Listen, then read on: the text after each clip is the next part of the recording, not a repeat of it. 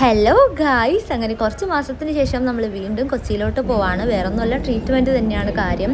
വൈകുന്നേരമാണ് ഷിപ്പ് ഉണ്ടായിരുന്നത്. അപ്പോൾ നമ്മൾ കയറിയിട്ട് ബാഗൊക്കെ വെച്ചിട്ട് ജസ്റ്റ് ഒന്ന് പുറത്ത് വന്നു. അത് കഴിഞ്ഞ് നമ്മൾ ചായ കുടിക്കാൻ വേണ്ടി പോയിട്ടുണ്ടായിരുന്നു. ക്യാൻറ്റീൻ ആണെങ്കിൽ കുറച്ച് വൃത്തികേടൊക്കെ ഉണ്ടായിരുന്നു. അവർ ക്ലീൻ ചെയ്തുകൊണ്ടിരിക്കുമായിരുന്നു. രാത്രിത്തേക്കുള്ള ഫുഡിന് ഇനി അധികം ടൈമൊന്നുമില്ല. അങ്ങനെ ചായയും കുടിച്ച് കുറച്ച് കഴിഞ്ഞപ്പം തന്നെ ഫുഡിന് വിളി വന്നു കേട്ടോ.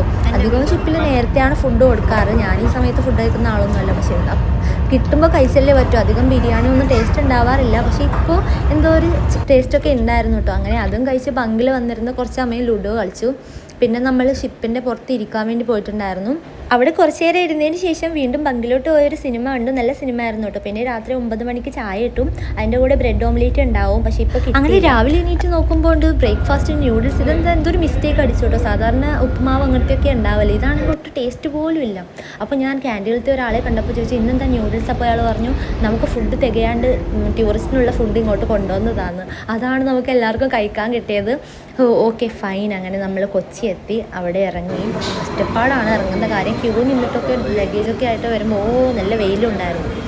എന്നിട്ട് നമ്മൾ ആദ്യം തന്നെ ഫുഡ് കഴിച്ചിട്ട് ക്ലിനിക്കിലോട്ടാണ് പോയത്. ഞാൻ സാധാരണ കാണിക്കാറുള്ള ക്ലിനിക്കാണ് കേട്ടോ. എൻ്റെ പല്ല് കാണിക്കാൻ വേണ്ടിയാണ് പോയത്.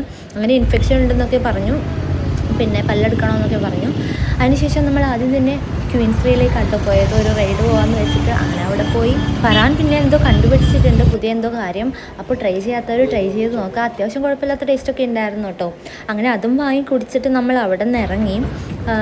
പിന്നെ ഇത് പല്ലിൻ്റെ കാര്യമാണെങ്കിൽ നമ്മൾ ഇറങ്ങി കുളിച്ചില്ല നനച്ചില്ല, ആദ്യം തന്നെ അതാ ചെയ്തത്. കാരണം നമുക്ക് ബാക്കി കാര്യങ്ങളൊക്കെ ഇനി വരുന്ന ദിവസങ്ങളിൽ ചെയ്യാൻ വേണ്ടിയിട്ടുണ്ട്. അതുകൊണ്ട് നമുക്ക് പെട്ടെന്നെല്ലാം ചെയ്ത് തീർക്കണമായിരുന്നു. അപ്പോൾ ഇന്നത്തെ വീഡിയോ അത്രയേ ഉള്ളൂ. പുതിയൊരു വീഡിയോ ആയിട്ട് കാണുന്നവരേക്കും ബൈ ബൈ.